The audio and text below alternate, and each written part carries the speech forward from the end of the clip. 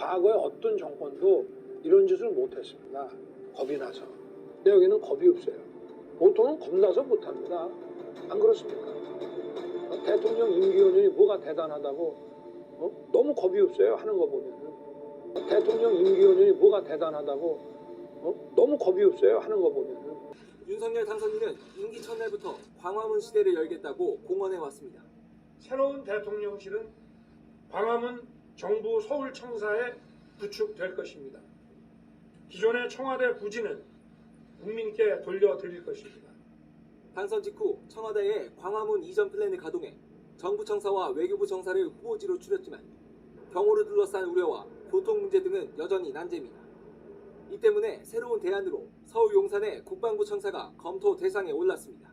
부지 내 청사 건물에 집무실을 설치하고 근처 한남동의 외교부나 국방부 장관 공관 등의 관저를 마련한다는 구상입니다. 광화문과 달리 주변에 높은 건물이 없어서 경호가 수월하고 전용 헬기 이착륙 시설과 지하 벙커 등 안보 시설도 이미 갖추고 있다는 게 강점입니다. 다만 국방부는 이전하지 않고 남기기로 했는데 출입 통제가 엄격한 군사시설 한가운데 집무실이 놓이면서 국민과 더 가까이 소통하겠다던 당초 취지는 퇴색할 수밖에 없다는 우려도 있습니다. 이에 청와대 이전을 총괄하는 국민의힘 윤한홍 의원은 국방부 근처 미군기지 부지가 시민공원으로 탈바꿈할 예정이라 더욱 국민 속으로 들어갈 수 있을 거라고 강조했습니다. 어디가 됐든 리모델링에 한 달 이상 걸린다고 보면 준비할 수 있는 시간은 이제 많지 않습니다. 윤 당선인 측은 기존 광화문과 용산 국방부 부지를 최종 검토해 이르면 이번 주에 구체적인 이전 계획을 발표할 계획입니다. 네, 윤석열 대통령 당선인이 청와대 이전 이 서울 용산구 국방부 인근 유유부지에 또 새 관저도 신축하겠다는 방안, 이게 유력하게 검토되고 있는 것으로 알려지고 있는데요. 김종대 정의당 전 의원, 그 국방위원이었죠, 국회에서. 좀 생각이 다른 것 같습니다. 그 전화로 연결되어 있습니다. 안녕하십니까? 네, 안녕하세요. 예, 청와대 용산 이전 계획을 듣고 처음에 어떤 생각 드셨어요? 글쎄, 이건 완전히 상식과 합리성을 무시한 초현실적인 상황이라고 저는 봅니다. 그래서 이거는 한마디로 전혀 이루어질 수 없는 초현실적인 퍼포먼스다. 금방 끝날 거다. 저는 이렇게 봅니다. 못할 거다? 아니, 불가능해요. 2주 안에 국방부를 비우라는 건데, 예, 그 1000명이 근무하는 우리나라에서 제일 큰 부서거든요. 예. 그리고 안보 상황을 관리해야 되는데 준비도 없이 2주 만에 나가라. 만약에 저도 전세에 살고 있습니다만은 집주인이 그런 식으로 얘기하면 어디 공정거래위원회나 이런 데 고발하지. 아이고 어떻게 그걸 이행을 합니까? 야, 이 반란그놈의 새끼야! 니네 그 꼼짝하겠어? 내가 지금 전차를 몰고 와서 니놈들 머리통을 다 나져버리겠어! 역장남의 새끼들! 거기에다가 정권 자체가 예. 2달 후면은 이제 새로운 정부가 출범해야 되는데 아직도 살집 먹고해서 다니는 전세 난민 같은 신세로 스스로를 몰아가고 있단 말이에요. 이건 국가가 불안해서 못 사는 거죠. 말씀 듣고 보니까 근데 청와대에 있는 기존의 방호시설이랄지 벙커랄지 이런 것도 다 이전에 갈 수 있습니까? 국방부로? 아니요, 놔두고 가는 겁니다. 놔두고 가는 거예요, 그거는? 예, 그거는 어떤 시설이고 예. 또 그 벙커 같은 경우는 어떤 지하에 구축된 요새 같은 거기 그쵸. 때문에 가져갈 예. 수가 없죠. 이전을 한다고 하면 그 안에 깔린 시스템을 이전하는 것인데 예.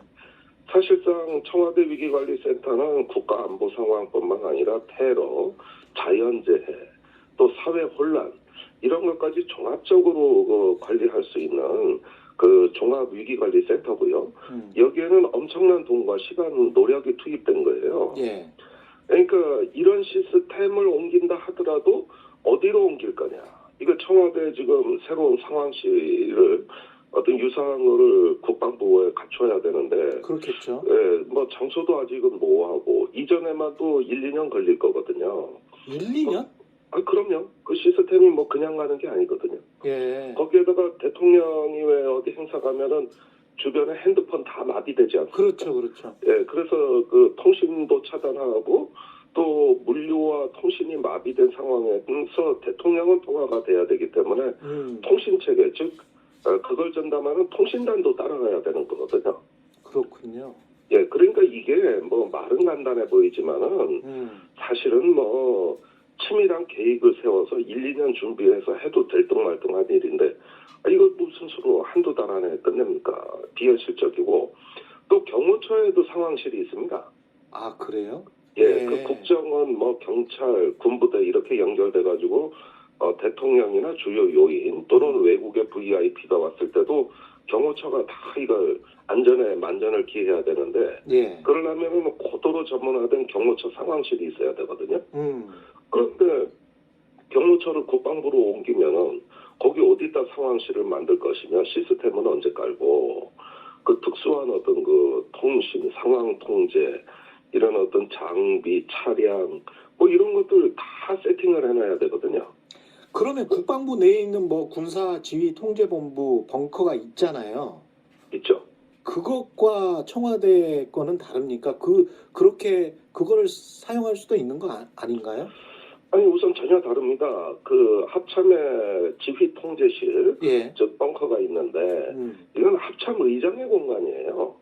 예. 그래서 뭐 평시에도 북한이 미사일을 쏜다, 국지도발 사태가 일어났다 그러면 의장이 자기 주도로 지휘하는 시설이기 때문에 예. 거기에는 군의 작전 요원, 상황 통제 요원들이 있고 또 한미 연합 그 컴퓨터 네트워크가 구성돼 가지고 동맹국과도 위성 통신도 해야 되고 여러 가지 군사 정보도 받아야 되니까 조밀조밀하게 꽉 차 있습니다.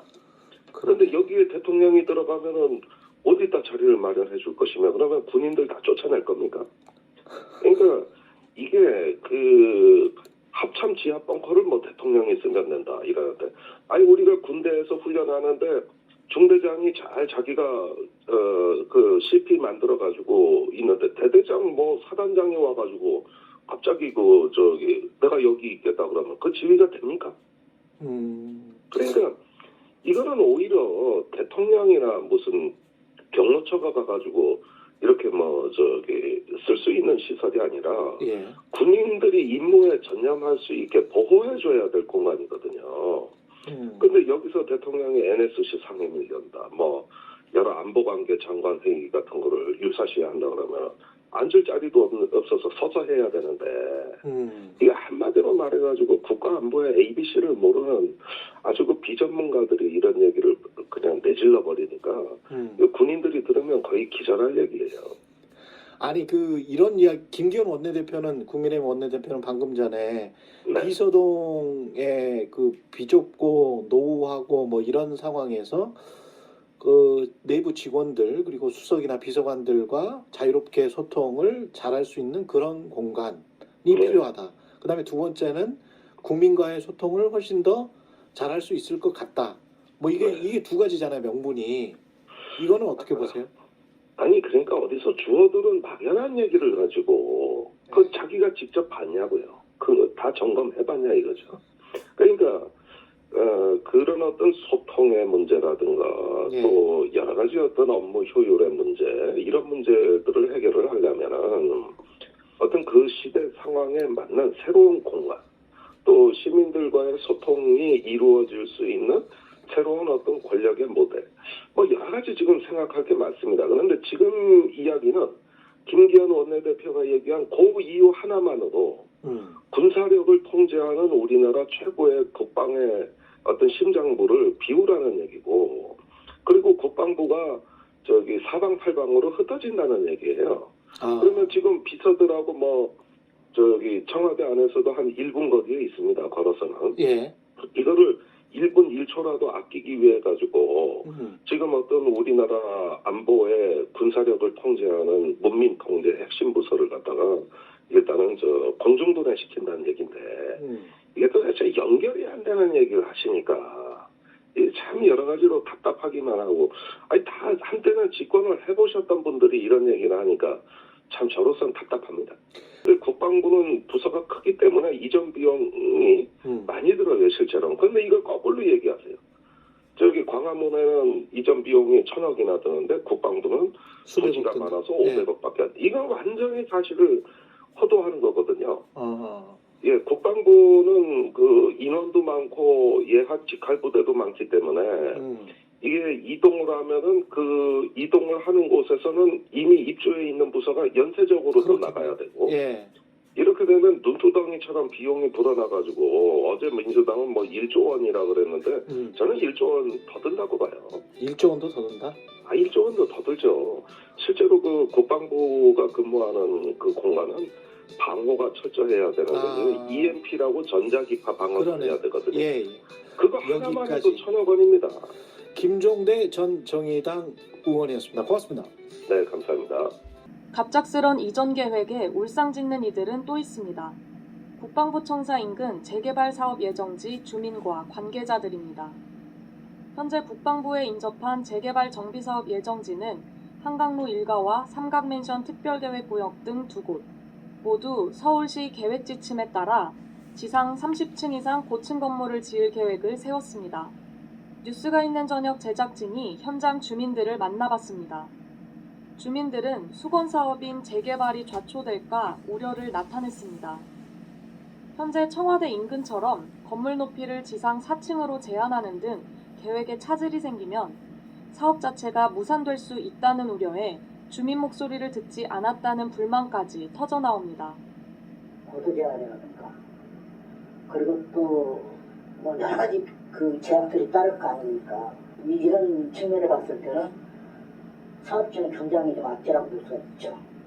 여론조사도 하고 해야 하는데 자기 마음대로 국방부 상의해갖고 해야지. 국방부도 갑자기 발등에 불 떨어지는 거 아니오? 소송도 불사해야 한다는 좀 더 강경한 주장도 나옵니다. 그냥 손해배상 청구 말해야지. 손해배상 그거 다 물고 엄청날 거려? 그거 매몰 비용 다 물어내야 되고 막 들고 일어나자고 난리요. 그래서 내가 조합장 그만한다고 해야 될 것 같아. 대통령 집무실 이전 계획에 지역 부동산 시장도 바빠졌습니다. 소유자들의 발걸음이 빨라졌죠. 어제도 이제 그동안 매물이 안 나왔었는데 갑자기 매물이 나오는 것도 있고 잘못하면 발 묶일 수도 있으니 그런 거 아닐까요? 1년만 지나고 나면 내가 그 사람 뽑은 손가락 자르고 싶다고 또 그럴 겁니다. 어떤 머리를 빌릴 것인지를 아는 머리를 가지고 있는 사람이 대통령이 돼야 됩니다.